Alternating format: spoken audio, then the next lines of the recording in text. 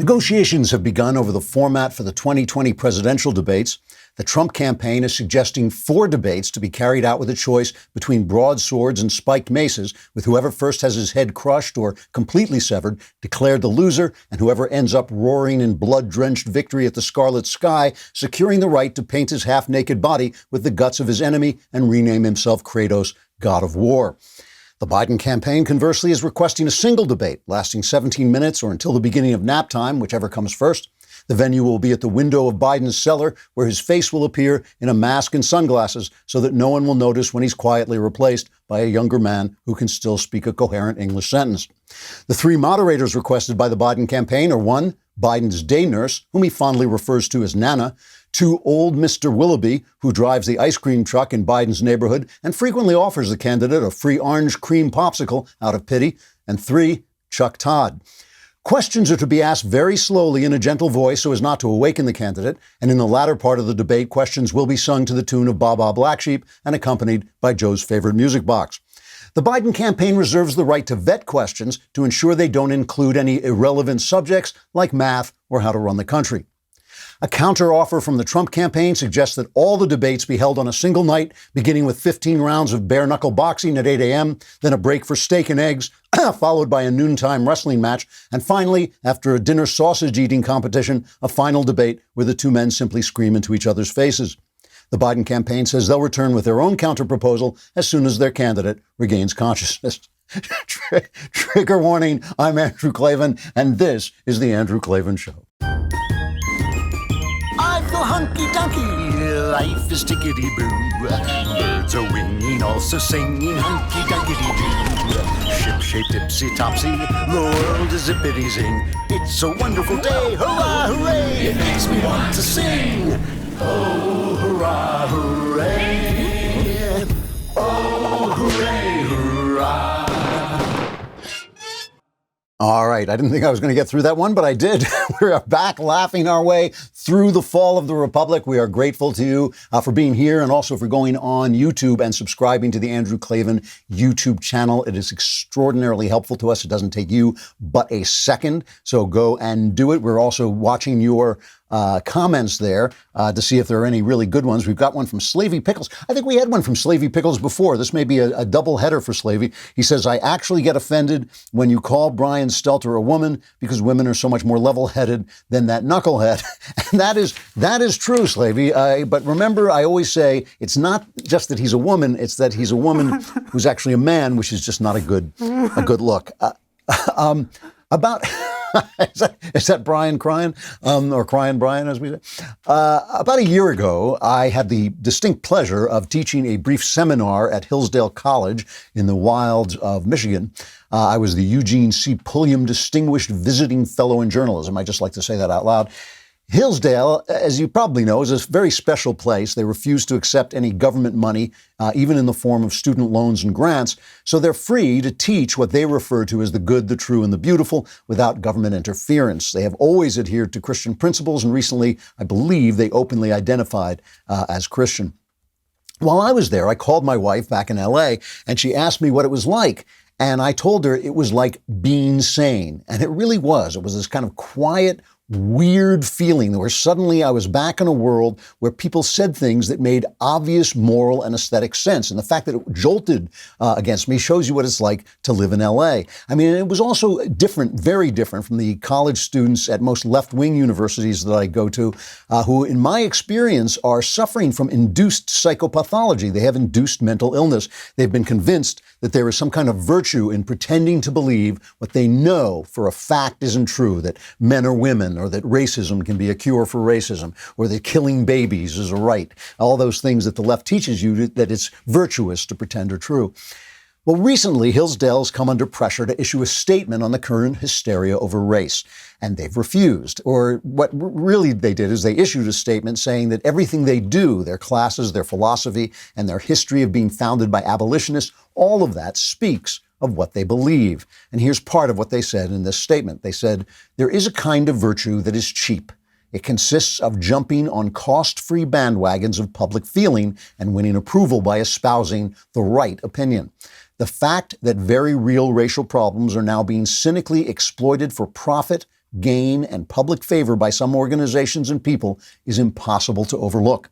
Hillsdale College will continue to do the work of education in the great principles that are, second only to divine grace, the solution to the grave ills that beset our times. While reading this, I was once again struck by the feeling, that same feeling of being there, of just simple sanity. It's weird because it's like a noise that suddenly stops. It's not like you're seeing something new. It's that just all the noise of craziness suddenly stops. And I just suddenly realized how much courage it requires to be sane in a moment like this, which is a moment of madness. Public opinion right now seems to be moving toward the America-destroying, Black life-destroying Marxist front group, Black Lives Matter. And some Republicans are afraid to stand up to that induced insanity. They should be schooled by Hillsdale. The courage to be sane in a moment of madness is going to be remembered and rewarded when the madness passes. And we're going to talk about that madness passing. So pay attention and remember who has the courage to be sane. All right, let us talk about CarShield. I don't know about you. I used to be able to fix cars. I used to be able to stick my head in a car and find out what was going wrong. I used to be able to change a tire, all these different things. Now, almost everything in a car is computerized and you can't do it. And when it breaks, it's expensive, from electronically controlled transmissions, touchscreen displays, dozens of sensors. You can't fix this stuff yourself. So when something breaks, it can cost a fortune. And that's why you have to have CarShield. CarShield has affordable protection plans that can save you thousands for a covered repair, including computers, GPS, electronics, and more. The people at CarShield understand payment flexibility is an absolute must. Monthly plans can be customized to your needs with rates as low as $99 a month. No long-term contracts or commitments. And CarShield gives you options others won't. You get to choose your favorite mechanic or dealership to do the work, and CarShield takes care of the rest. For as low as $99 a month, you can protect yourself from surprises and save thousands for a covered repair. Call 800-CAR-6000 and mention code Andrew, or visit carshield.com and use code Andrew to save 10%. That's carshield.com, code Andrew. A deductible may apply. So the left obviously believes this is their moment. They are really feeling it. Yesterday, we talked about Nicole Hannah-Jones declaring that she's honored that the riots should be named after the 1619 Project that won the Pulitzer Prize for lying. They actually have that now. They don't give Pulitzer Prizes for news. You really lied well. You created a narrative that could hurt Trump, so here's your prize. And look ashamed, but go ahead and announce you have a Pulitzer Prize. So Shaun King, who is the big BLM supporter, he's got a very checkered past. He was one of the big instigators in the Michael Brown Ferguson shooting, claiming that Michael Brown was actually not attacking the police, which we now know he was attacking the police. But he tweeted this out. He said, yes, I think the statues of the white European they claim is Jesus should also come down. They are a form of white supremacy. They always have been. In the Bible, when the family of Jesus wanted to hide and blend in, guess where they went? Egypt, not Denmark. Tear them down.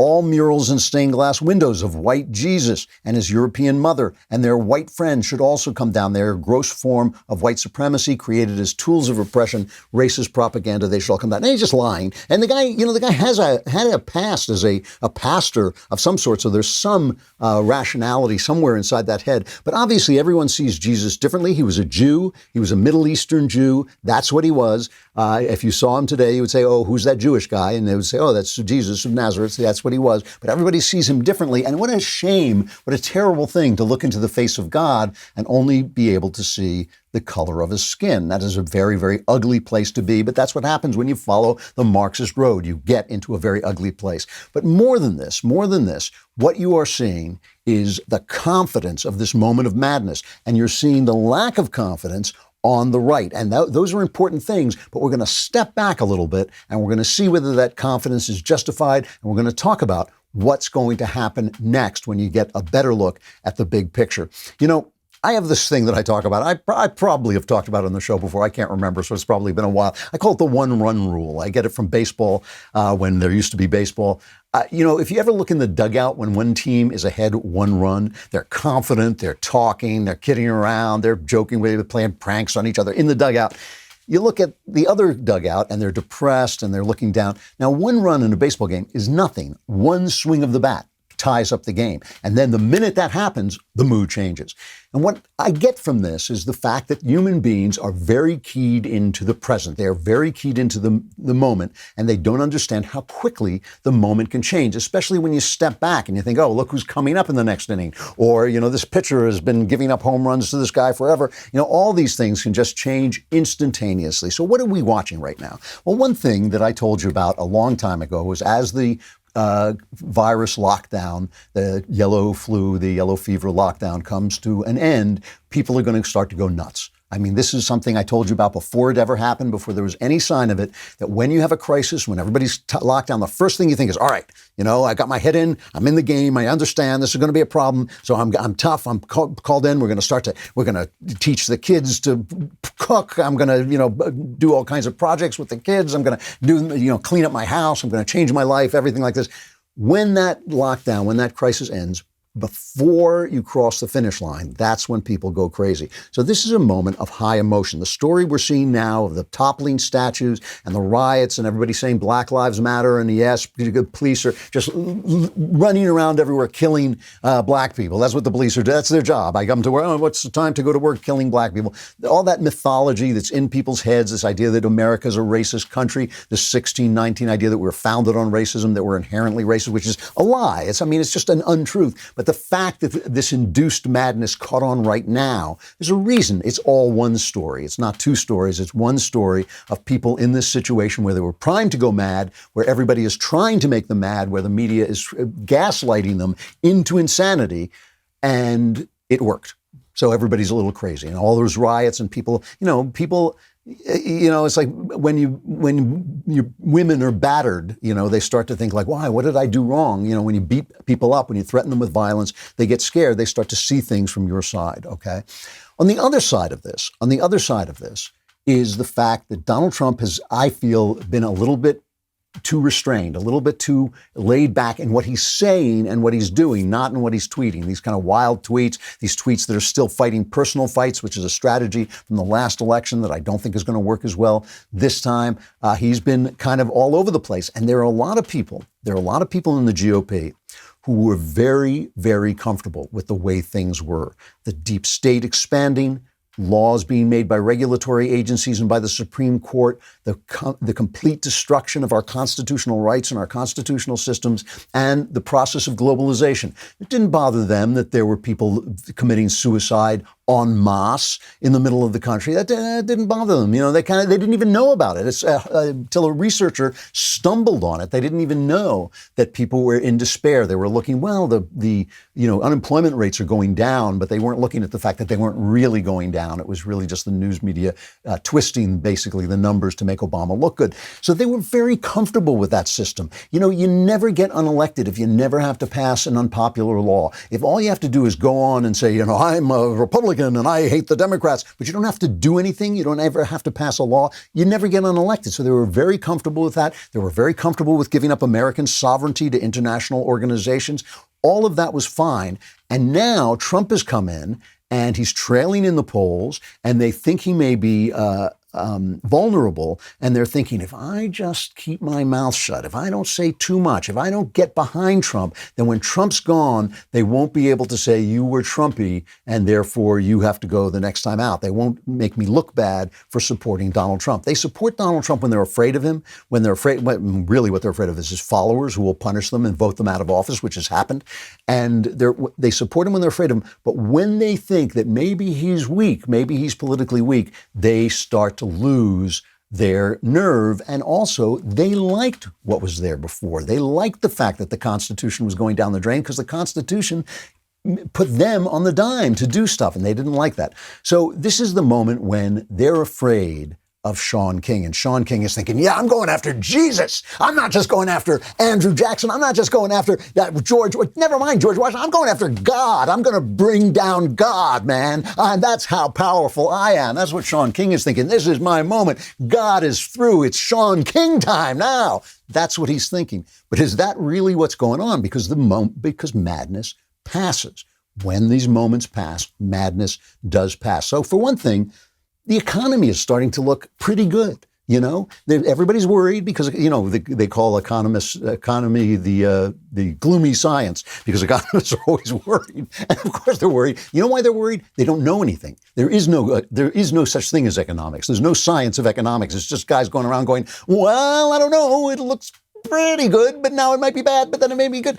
That's economics. That's what they teach you in economics, to sit there and go like, yes, well, the indications are good, but could be bad, but they're also bad and could be good. So that's what we're looking forward to. That's what they teach you in economics school. So they don't know anything, but the indications, in fact, are very good. The economic activity around the world is stabilizing.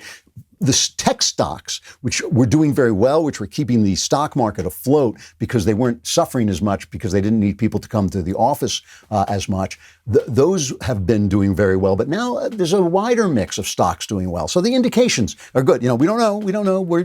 But we can look for the media to try and spread terror about the Chinese flu and Kung flu. They're going to spread the terror about that. But, you know, their terror is not really good. They're talking about cases spreading, but cases are supposed to spread because the lockdown was just going to flatten the curve. Now the curve's going to go up as we come out of our houses. We know that, but deaths seem to be down, and it seems like it's losing a little bit of its mojo, which is really important. It seems like it might be getting weaker as it goes on. So we'll see. Also, of course, as you heard here, because you get tomorrow's news today on the Andrew Klavan Show, as you heard, things went south in Seattle with what is now called the CHOP, the organized protest, because they didn't like it being the autonomous zone, because when you're autonomous, you can't get your welfare and your cops. You know, you can't get all those things that you get from the government. So here's the way the news media has been covering this, interspersed from our friends at Newsbusters. They put out this montage. It's interspersed with little bits of reality, but here's the way that the news media has been covering Seattle versus a little bit of reality. It's cut 12. Has there been violence there? No, it's largely peaceful. Rapes, robberies, and all sorts of violent acts that have been occurring in the area that we're not able to get to. The Seattle Times is calling this an experiment in alternative community. So do I get a pass to get in there, or? Well, this space is right now held for just black folks. Oh, just black, okay. It feels like you're at a street festival, quite frankly. You have barbecues going on. There's hot dog stands. There's gardening taking place. I don't know. I'm trying to get it right here. So now, faced with growing pressure to crack down on an occupied protest zone following 2 weekend shootings, Seattle's mayor said Monday that officials will move to wind down the block's-long span of city streets taken over 2 weeks that President Donald Trump asserted is run by anarchists, but only because it's run by anarchists. Mayor Jenny Knucklehead Durkin said the violence was distracting. It was distracting. The violence was distracting. I was reading, and then there was violence, and I was distracted. It was distracting from the changes sought by thousands of the mostly peaceful rioters who oppose racial inequity and police brutality and don't know anything about those things, but do want to spread Marxists, which they also know nothing about. So what happened to the block party in the summer of love, right? What happened to the block party? It doesn't work. Things don't work. I always tell you, reality has a voice. Reality is slowly beginning to reassert itself. And this is like an important thing. If the economy should continue to come back, which I think it will, and I've thought it has. Remember, this is something I've been thinking is going to happen from the beginning. I said, you know, the economy was shut down for false reasons, and now there's no reason for it not to come back. Except for, of course, the slow release of people from their houses. As that comes out, as that keeps going, the economy, I believe, will come back, and that is going to help Donald Trump as well. The press is going to do everything they can to stop it because they want to do. They don't care if the economy crashes. They don't care if you're starving. What they care about is whether Trump gets defeated, and that's what you're going to see. So I'm sorry. I'm really sorry I didn't answer that call. You know. I do not know how they get your number like that. All right, let's stop for a minute and talk about Ring, a great company that really helps keep your house secure with video phones that you can tap into from any place you are. For instance, I know you're traveling around a lot now, so you can travel from the living room to the bedroom to the kitchen, and you can always look at who is at your front door or anywhere. your house. It's a way of protecting the perimeter of your house. And in the middle of the night, if you wake up and you hear a noise, if you're worried, you can look around your house just using your phone. If anybody is out there, you can talk to them. Video doorbells let you answer the door and check in on your home anytime. You can keep an eye on your doorstep where there are all these deliveries. We had this happen in our neighborhood the other day. Somebody just stole a package right off the doorstep, so you can keep track of that. And outdoor security cameras can help you check on every part of your house and never miss a moment. Smart lighting brightens up blind spots and make sure you always come home to a brightly lit house. I get a special offer on the Ring Welcome Kit. When you go to ring.com/Klavan, the welcome kit includes the Ring Video Doorbell 3 and Chime Pro. It's all you need to start building custom security for your home today. Just go to ring.com/Klavan. That's ring.com/Klavan. Anyone comes to your home, just immediately get on that thing and say, how do you spell Klavan? And they will tell you it's K-L-A. That's what they'll say. I want to remind you that tomorrow is Mailbag Day. You want to subscribe to dailywire.com. You know, do you guys know if you get a reader's pass, can you be in the mailbag? I know you can, obviously, with an all-access pass, but there is also a reader's pass, which is cheaper. It's a value for only $3 a month, and you get the first month for 99 cents. That gets you access to our mobile app, articles ad-free, and access to exclusive editorials like Ben's 11 leftist myths about American history. So go to dailywire.com and sign up for that, and sign up so you can be in the mailbag. How do you get on the mailbag? Go to dailywire.com, hit the podcast button, hit the Andrew Klavan podcast, hit the little mailbag symbol, and then you can ask me anything you want. You can ask me about your personal life. You can ask me about religion. You can ask me about politics. All my answers are guaranteed 100% correct and will change your life. Will they change your life for the better? God, who knows? All right. The other thing that's going on that I think is going to have a big effect is Trump seems to be awakening from his sleep. The Kraken wakes a little bit here. Trump seems to be coming around to understand that he has got to talk to the people. Now, you know, we covered that rally yesterday that he had in Tulsa, and people were saying, well, there were empty seats, and there were empty seats. But it also turns out it had a record audience on Fox News of 8 million people.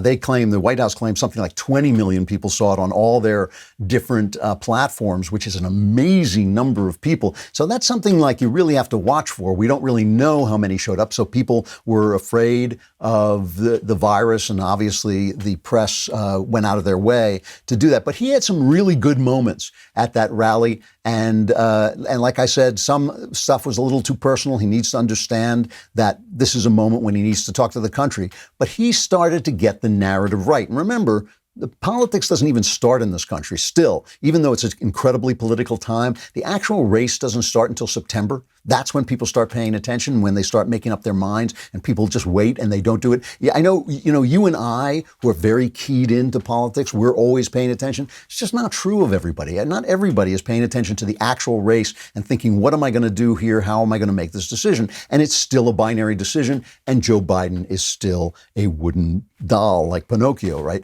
So he had a couple of good moments, and he's starting to come around and get what the narrative has to be. Let's just play cut two. This is from his rally, and then talk about what he's doing now. Joe Biden and the Democrats want to prosecute Americans for going to church, but not for burning a church. They believe you can riot, vandalize, and destroy, but you cannot attend a peaceful pro-America rally. They want to punish your thought, but not their violent crimes.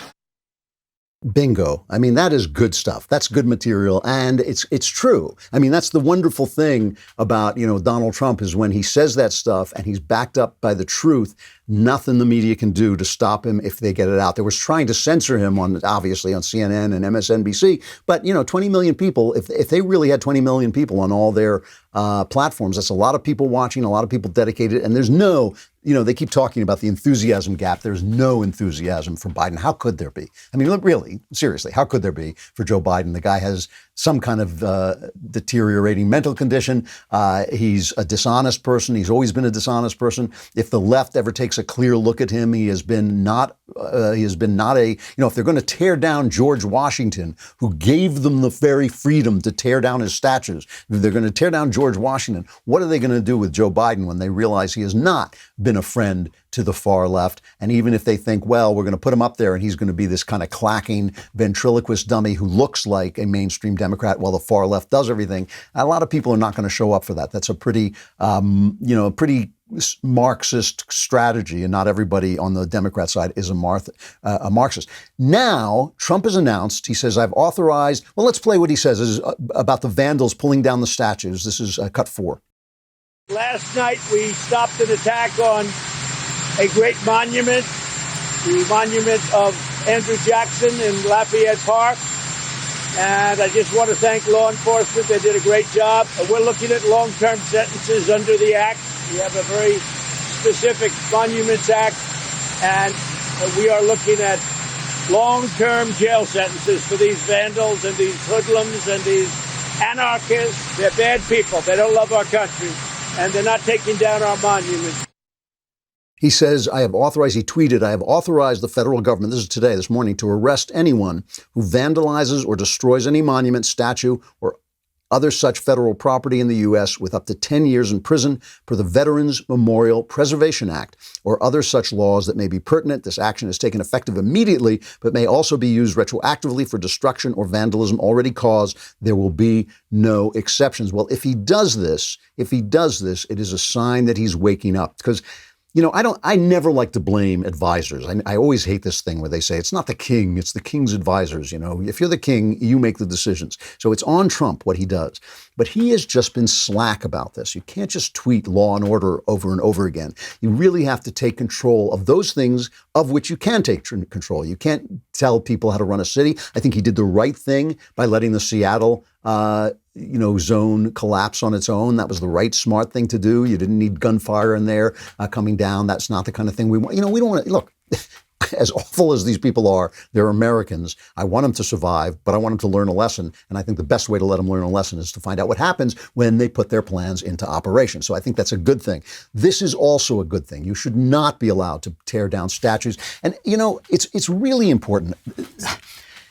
People keep, this is the weakness of the Republicans. People keep saying, well, some of these Confederate statues were put up by Southern racists who wanted to say to black people, even though we lost the Civil War, this was a great cause and a lost cause. And we're not, these Democrats saying this, of course, we're not going to let go of the things we're fighting for. The Democrats, they were trying to tear down the statue of Andrew Jackson, who was a slave trader, in fact, and before he became president. And he was the founder of the Democrat Party. We should remember that. They're tearing down the founder of the Democrat Party. Andrew Jackson founded the Democrat Party. All these people that we're talking about were Democrats. All these racist people were Democrats. And some of them, the Confederates, all Democrats, everyone, all the people who put up these statues, Democrats, all the people who were trying to intimidate black people, Democrats, all of them, everyone.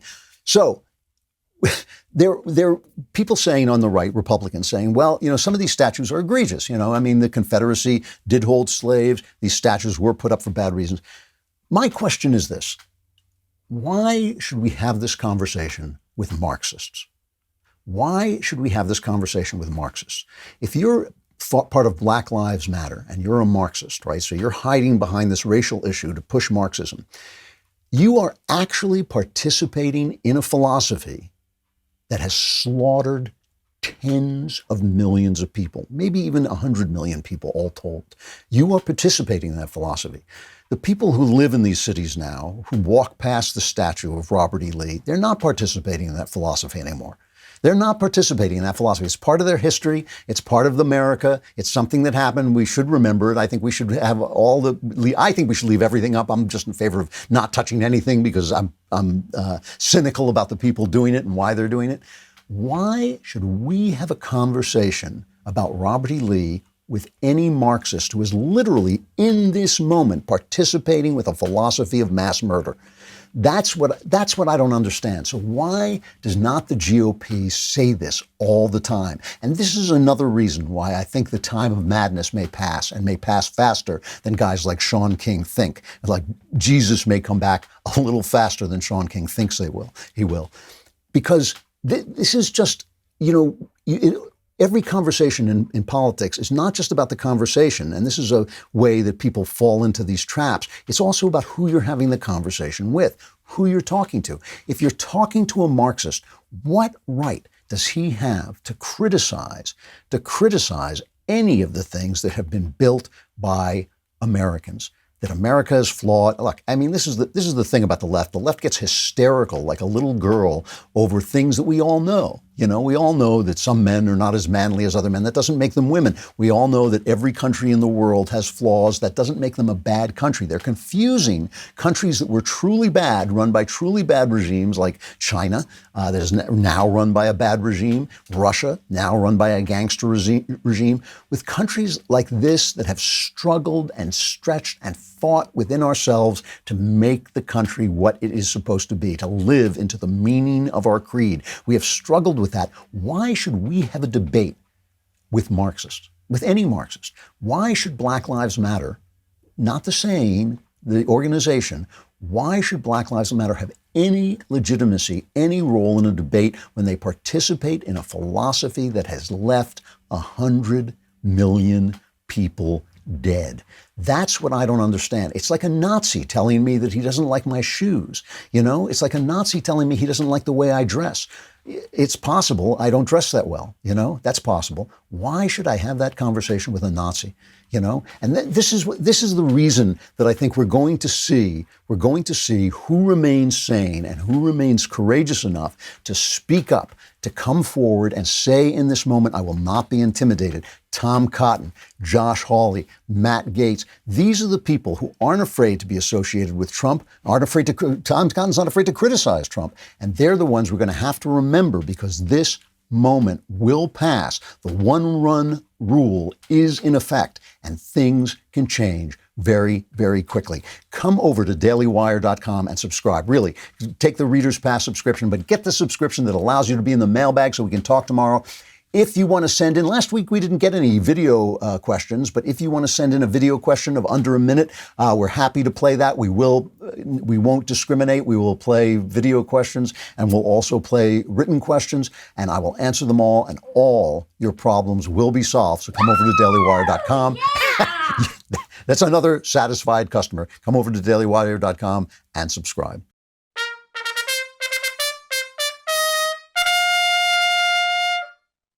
So when the smoke clears, when the madness clears, when the madness of coming out of lockdown clears, when people start to go back to work and the economy starts to recover, as I really do believe it's going to pretty quickly, when that starts to happen, now you look around and you say, well, who said what? Who did what? Because this is the other thing. People depend on our short memories, but in a way, it's funny, in a way, the constant news cycle, the endless news cycle has in some ways made everything go by in a blur, like you forget what happened 2 months ago or 2 weeks ago. There's been so much news. There's so much news coming through the pipeline all the time that you're always paying attention to what's happening right this minute. But in another way, of course, it's kept our memory alive because everything is on video. That's why Jimmy Fallon and Kimmel are suffering, because they did, some blackface video. And now, as off topic, but just Jimmy Kimmel is being attacked for using the N-word during a song where he was imitating a rapper. I'm sorry, that's not using the N-word. That's not racist. There's nothing racist about that. There's nothing racist in doing a thing in blackface if you're not making fun of people. If you're just playing a character, which he was doing. I hate to defend these people because I feel they're being hoisted with their own petard, and I can't help but laugh to watch them blow themselves up with their own bottle rocket going back, up their own spine. So it's hard to defend them, but I'm not going to become part of cancel culture. I don't want any cancel culture. I don't want anybody canceled. I don't want any statues torn down. I don't want any of it. And I'm disgusted. I'm disgusted with the people who sign on, no matter what side they're on, even if they think it's clever, even if they think it's cute, even if they think it's getting back at the people who deserve it. I am disgusted. So here's Tom Cotton. I've been talking about him. Let's play a little bit of him talking about these statues. That, again, I don't see why we should debate statues with any Marxist about anyone. Anybody who's involved with Antifa, anybody who's involved with Black Lives Matter, any more than I think we should debate them with anybody who's involved with a white supremacist group. So here's Tom Cotton talking about this, cut 8. Witness the events of just this past weekend, where mobs tore down statues of George Washington and Ulysses S. Grant. When you tear down statues of Washington and Grant, it's not about the Civil War, it's because you hate America. Bingo. And indeed, these rioters hate America. In Portland, where they tore down the statue of Washington, they also spray painted on him the date 1619, a reference to the New York Times' revisionist anti-American history project.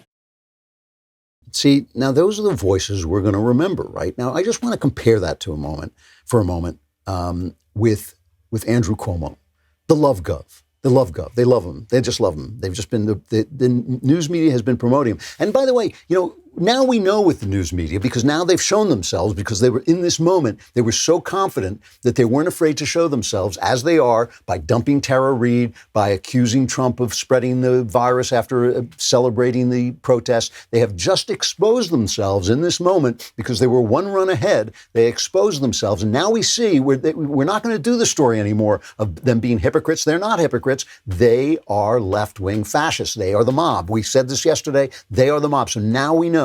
So here's the guy they call the media Cuomo-sexual because they just love Cuomo so much.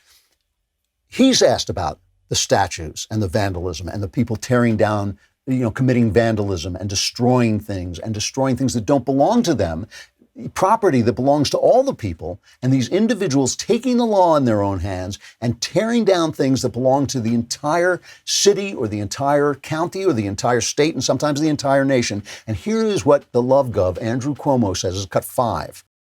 People are making a statement about equality, about community, to be against racism, against slavery. I think those are good statements, and it depends, can you overdo it? Of course you can.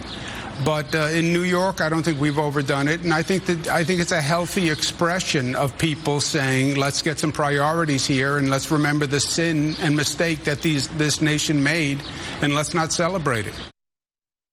So again, you're having a conversation. Are we celebrating the wrong things? Which is, look, there are all kinds of conversations you have. There's a free country. You should have all kinds of conversations.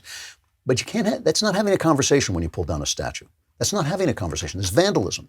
The statue does not belong to you. It belongs to all the people who paid for that statue.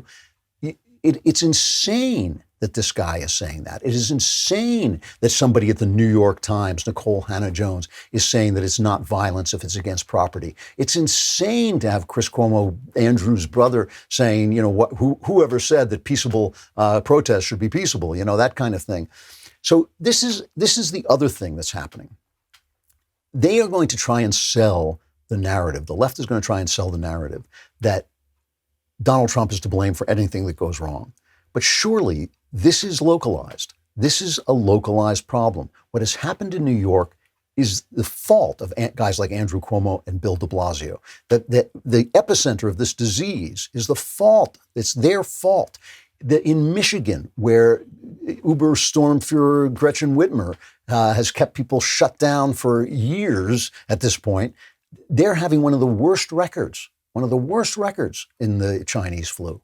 So, that's going to be a point. Kayleigh McEnany, the species lady, the hot blonde who rips the spines out of men, she was talking about this, that, this is a federalist system. The responsibility for keeping the peace, the responsibility for arresting rioters, for stopping vandalism, it really does start at the local level. This is cut 1. It is the responsibility of governors to protect their states, to police their streets. The police power rests at the state level. And we expect mayors to step up and to do their job, and governors to step up and do their job in the mold of President Trump, who secured D.C. after a night of lawlessness 2 weeks ago. Finally, the defund police movement is misguided. It will only hurt the vulnerable citizens of American cities the most. It's sad and it is shameful.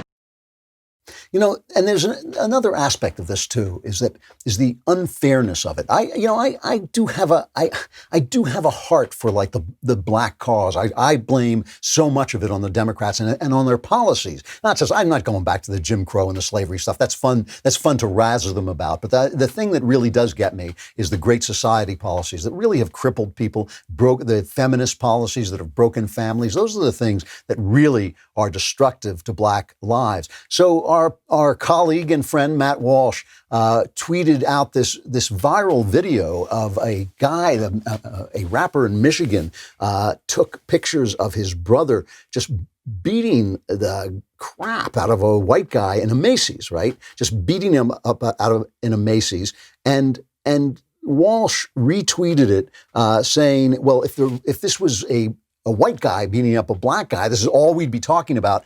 And Donald Trump retweeted Matt. Okay, so Walsh has now been retweeted by the president of the United States, and CNN went nuts. They just were discussing this. Play this. This is number 3, I think. And this is another example of something that President Trump is doing, apparently to fan the flames and sort of, exacerbate these racial tensions that we're already seeing play out throughout the country. And racial tensions is generous. These are overt and egregious acts of extreme racism. The noose for Bubba Wallace is just one example of what we've seen. And, I think that what's interesting is the president likes to lament the fact that he thinks news against him is fake news, but he's consistently only pushing one side of the narrative on this. What garbage? First of all, it's a lie. That's not true. It is not true that he hasn't shown sympathy for the people who have been hurt by the police. Put it out his own executive order on police reform. He's done all those things. But why should a white man be beaten up by a black guy? And there are excuses that they say that the white guy used the N-word, and Macy says no, there was absolutely no instigation for this. However, even if he did, you have no reason to actually beat a guy at that level for that. I mean, I can understand screaming back in his face. It's an ugly thing to do, but no. And so how can you possibly say that if Donald Trump speaks up for all the people in America, no matter what color they are, that he is making the tensions worse, especially coming from CNN, who have actually called for riots, who have actually praised riots, and they're going to turn on Donald Trump and say he's making the system work. So at some point, I just believe this stuff starts to filter through. We're going through a moment of madness, right? We don't forget this. This is actual induced psychopathology. But these things pass, and when they pass, we will remember who said what and who stood up for whom. All right. I'll take a final reflection. Really, really interesting piece in the Wall Street Journal today about police brutality by a Harvard economist named Roland Fryer Jr. Okay. And he says that he's been misquoted. And I've quoted his research before because he did find out, he went to study violence against black people and found that fatal force in the forces that he studied was not used more against black people than it was against white people. And he was shocked by that. And a lot of people, especially on the right, and I myself have used that as evidence that there is not systemic racism in the police department. He wanted to correct that, saying that what he did find was that police were more likely, at least in New York City, to use physical force on a black civilian than a white one. And this did not have anything to do with the level of compliance they were getting. So that even when black people complied, there was more physical force used against black people. And he says very honestly, I thought it was really good. He said, honestly, people who invoke our work to argue that systemic police racism is a myth conveniently ignore these statistics. Racism may explain the findings, but the statistical evidence doesn't prove that explains the findings. And he says he's a Southern black guy, and he feels that in his heart, he feels that there is racism. And I'm sure there is. I know I've talked to a lot of police. A lot of police deal with a lot of black crime, and I'm sure it gets under their skin. And this is no matter what color they are, by the way. It really doesn't actually matter. After a while, they start to go into these neighborhoods. And as I've said before, it's not black people. It's the underclass, right? Because any black guy who's worked his way out or maybe came from better circumstances, looks at the people in the underclass and thinks, that's not me. That's not me. And it does. And if you're in an urban situation, because there's plenty of white underclass in this country as well, and if you deal with them, then those are the people you hate. But if you're in an urban situation with a large black underclass, then those are the people you dislike. And of course, if you're a black guy who's worked his way out, you don't want to be identified with them. Who does? Who wants to be identified with people who are committing all that crime? So the situation is incredibly complex. And all I want to say about this is the guy is right. The guy we should not quote him out of context. We should put the whole context forward. I do truly understand that it is a very bad thing to feel that the police are against you. The police have so much power. And I've said from the beginning, I'm always in favor of reforming the police. Much as I love the cops, much as I love most of the cops I've ever met, I do know that they have a lot of power, and power corrupts, and you got to have a lot of restraint on the police. So I'm in favor of that. And as much as I'm in favor of that, we should not be having this conversation with Marxists, not with any Marxist, ever, anywhere. Their philosophy is as bad as fascism. It's as bad as fascism. No worse, but it is as bad as fascism. And we shouldn't be talking to them at all. First, you have to love America. First, you have to love freedom. First, you have to love democracy and republicanism. Then we can talk. We'll talk more. The mailbag is tomorrow. I'm Andrew Klavan. This is The Andrew Klavan Show.